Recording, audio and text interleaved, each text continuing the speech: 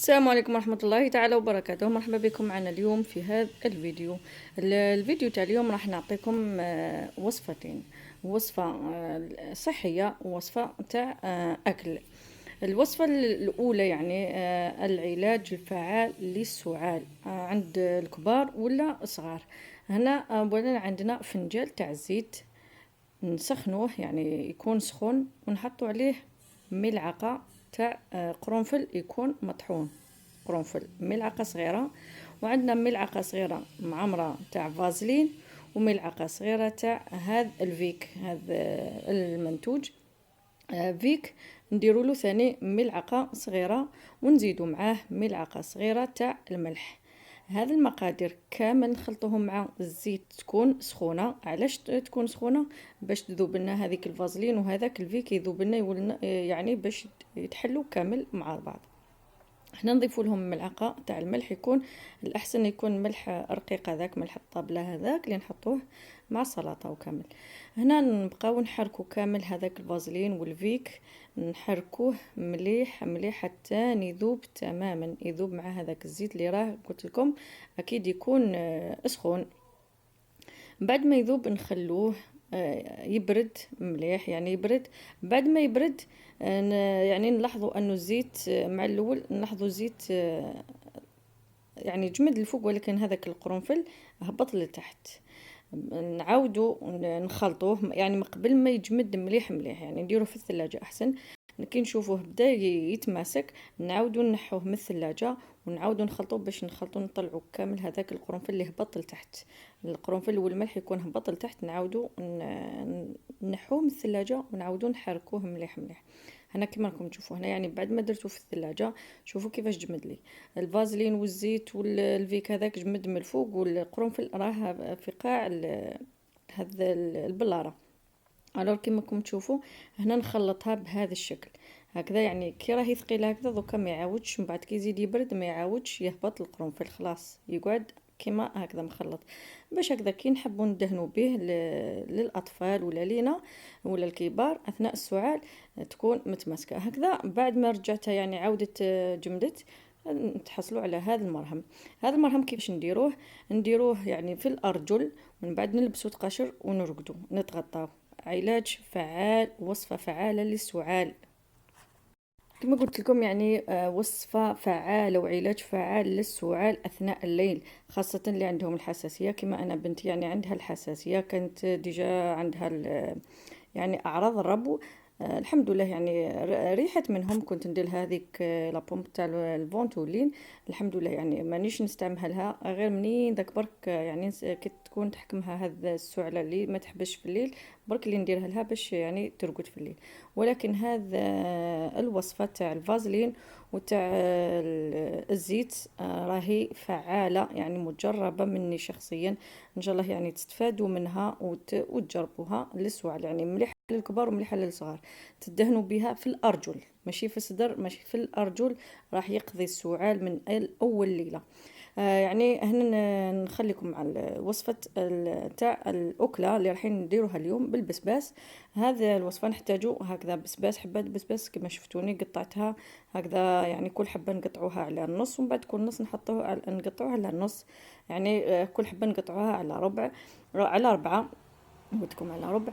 بعد اكيد نغسلوه ونديروه نفوروه. بعد ما نفوروه يعني نخلوه يتفور، نجوزو باش نحضروا الصلصه تاعها ولا المرق تاعها.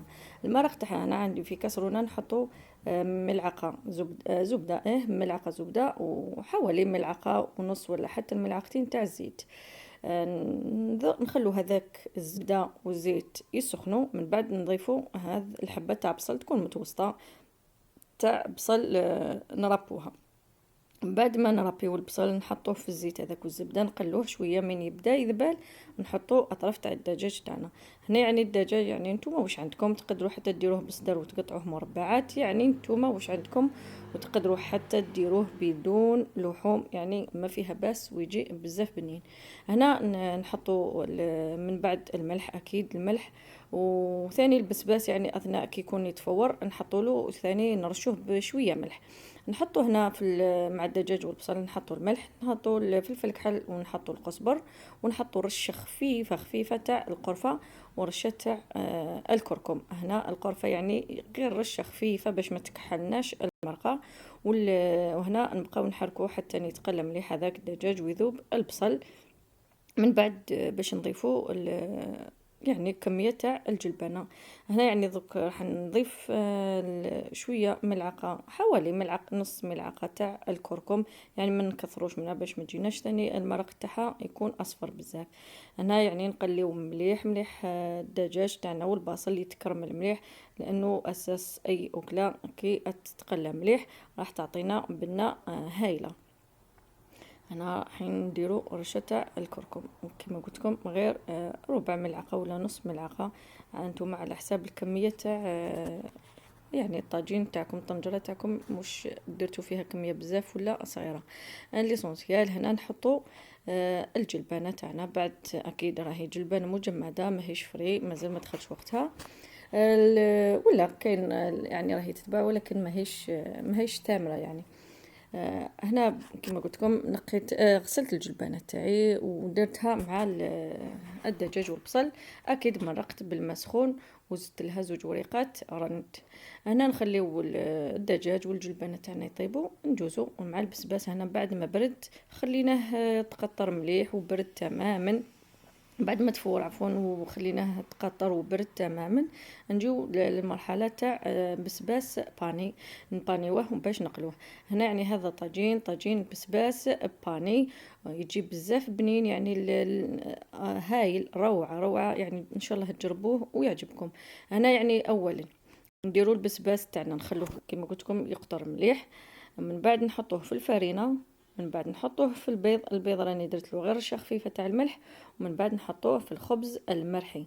انا بعد ما نحطوه في الخبز المرحي نخلوه جانبا.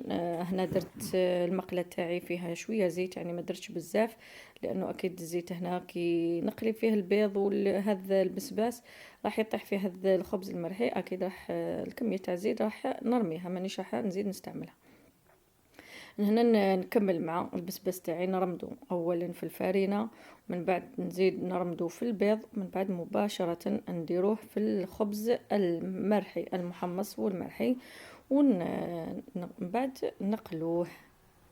هنا نكملو الباقي كميه تاع اللي عندي تاع البسباس، ومن بعد تشوفوا كيفاش نقلوه.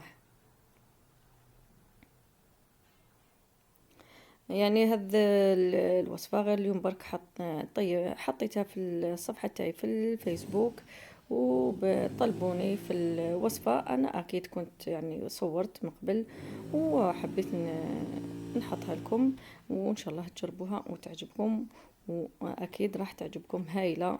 بنة البسباس هكذا مقلي يعني يعطيه طعم روعة. هنا بعد ما تكملوا ما كملت بانيت كامل هذاك البسباس، يعني هنا بالنسبه كي نقولوا البسباس باني، لحم باني، دجاج باني، قرنون باني، السمك باني. هنا الباني واش معناه؟ الباني يعني كل حاجه تترمد في البيض والفرينه وتتقلى مع الخبز المرحي كامل نسموها باني، حاجه باني، هذا مكان يعني الاسم العلمي لها.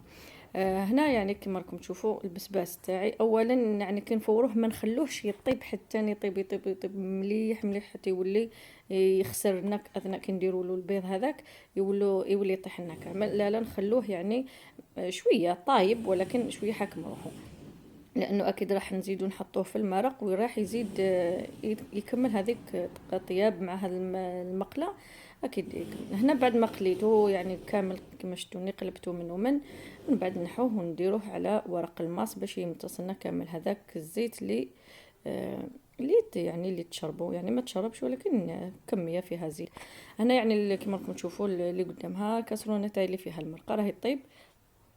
يعني هنا عندي اللوبي عفوا عندي الجلبانه تاعي وعندي الدجاج تاعي راه طايب، كما راكم تشوفوا هنا يعني كل شيء راه طيب. هنا نجو باش نحطوا البسباس تاعنا غير باش يتشرب هذاك المرق ويزيد تخثر لنا يخثر لنا الصلصه تاعنا، ونقدموه في الصحن التقديم.